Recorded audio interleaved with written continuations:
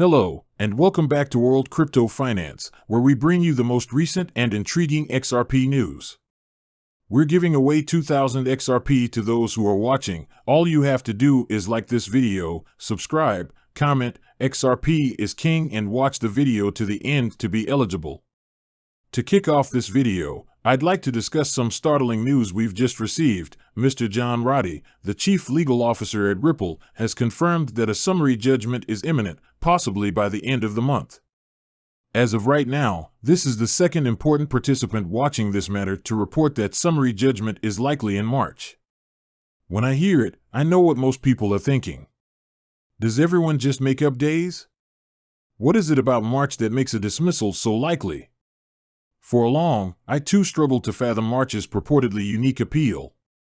In addition, I was perplexed by the conflicting timelines for when we were supposedly going to be granted summary judgment. Everything is pointing toward a March. Stephen Hubert shows us, however, that March 31st does have some important symbolic meaning. Judges are given a specific amount of time to rule on matters before they are placed on what amounts to a late list. In all candor, I don't have a lot of information regarding the actual late list. But I do recall that in the past, this late list was utilized to foretell when Judge Torres would make a choice. In order to make a prediction, most individuals look for the latest possible day that a ruling may be made by a Judge Torres and then make the prediction shortly before that date. We do know that Judge Torres has never been late with a judgment, as she has never been on this list before. As a result, we anticipate this pattern to persist. What we do know is that Judge Torres has until that date to rule on whether or not to grant summary judgment. Yet, many anticipate that summary judgment rulings on other significant matters will be issued by March 31st. On the same day that Store Elder Roddy anticipates a judgment on summary judgment, James K. filing projected that the lawsuit would conclude. So, it is clear that Judge Torres must provide substantial answers to pressing issues by March 31st. Otherwise, she'll be added to the list of people expected to arrive late. Also, Judge Torres has never been on the late list before, so it's likely that she'll rush to make her decision on these crucial matters before the deadline. James K. files in, and it appears that Stuart Alder Roddy is now speculating that Judge Torres will rule on everything at once. She plans to rule on summary judgment and everything else she needs to rule on before March 31st so she doesn't get put on the late list. This makes a ton of sense to me. I'm beginning to understand why the conclusion of this case has been widely anticipated before March 31st. Of course, at this point, you know that nobody can see into the future. This, however, seems to make a lot of sense to me and at least provide some additional background for the widespread belief that this matter is close to being resolved. What happens next is currently unknown. Yet, this means that Judge Torres could issue a judgment on summary judgment today, tomorrow, or any other day. Now, if we make it to March 31st and still don't have a ruling, then I think it's safe to say that anything goes. This would put us in some fairly precarious legal ground if Judge Torres suddenly stopped caring about time, but I have a hunch that won't happen. Now, there's something else I want to bring up. Earlier today, Restore Eldorado also came out talking about the Supreme Court again. If we lose, which I think we can all agree is quite unlikely at the moment, but if Ripple loses Store Eldorado, Stuart Eldorado claims to be very confident that Ripple will win in the Supreme Court. Now, I realize this is news that many would rather not hear. But it should be noted that Stuart Eldorado's mention of the Supreme Court is not necessarily indicative of that court's eventual involvement in the case. In fact, I think it is quite improbable that the case will even make it that far. Some of the details of this case may make their way to the Supreme Court, in my opinion. Nonetheless, Judge Torres will have to rule on the case eventually. That's something in which I have a high degree of assurance. And it's highly possible that she might decide on secondary sales far before this goes to the Supreme Court, to the point that Eldorado might only be talking about Ripple-specific sales at the Supreme Court level. And to be frank, at this point, Rippling could not be in a better situation than it is in. Many people, after hearing that this action had been launched, had feared the worst. And nearly every attorney is now publicly declaring that the ripple effect has rendered the SEC irrelevant. When Stuart Eldorado mentions the Supreme Court, I believe he is doing it just as a last resort. We are, therefore, assured of being on the winning side of this. That's the right way to think, and it puts a lot of pressure on the SEC as a result. Keep in mind that unlike the vast majority of businesses, Ripple is not going against the SEC's plan and settling out. So, they must exert counter-pressure on the SEC in order to disrupt their plans.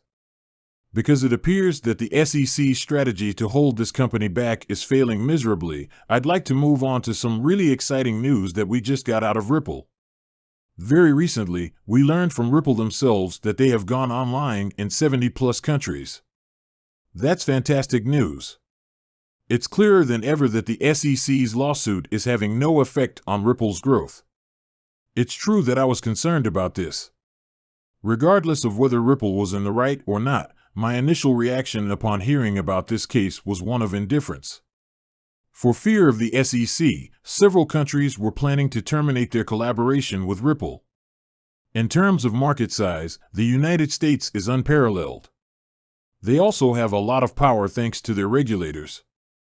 When I first heard about the SEC's crackdown on Ripple, I assumed that many businesses would cease working with the company out of fear. But it appears that the reverse is happening, with businesses continuing to put their faith in Ripple despite the SEC's actions. And the size of the Ripple is expanding rapidly. In addition to this development, we learned that Ripple is collaborating with 20 or more central banks. Put forth another cryptocurrency proposal that has collaborated with 20 or more central banks. In fact, I can't think of a single other cryptocurrency initiative that has more than one partner. Wow, that's fantastic news. Additionally, it demonstrates how little these major players care about the current state of the SEC. Large organizations are adopting Ripple and XRP because it represents an improvement above current technology on a basic level. Present tense. The only positive sign we can see is this. This is something I keep repeating. Regardless of the outcome of unpredictable regulatory processes, confidence in Ripple's quality product and the viability of XRP as a workable solution must remain unshakable. We need assurance that the XRP ledger is a reliable platform on which to conduct these kinds of high-stakes business transactions across borders, and what we're seeing is that this technology is so advanced and effective that businesses, governments, and monetary authorities around the world are essentially giving the finger to the STC sector in order to continue collaborating with Ripple. Indeed, this is a very encouraging sign for our argument. Moreover, this reaffirms our belief that we are dealing with a first-rate firm. The fact that many individuals have zeroed in on the negative features of this case is, in my opinion, crucial to stress. But once this case is resolved, XRP will be the first digital asset with certain clarity trading in the United States, and that status will be something that no other cryptocurrency has.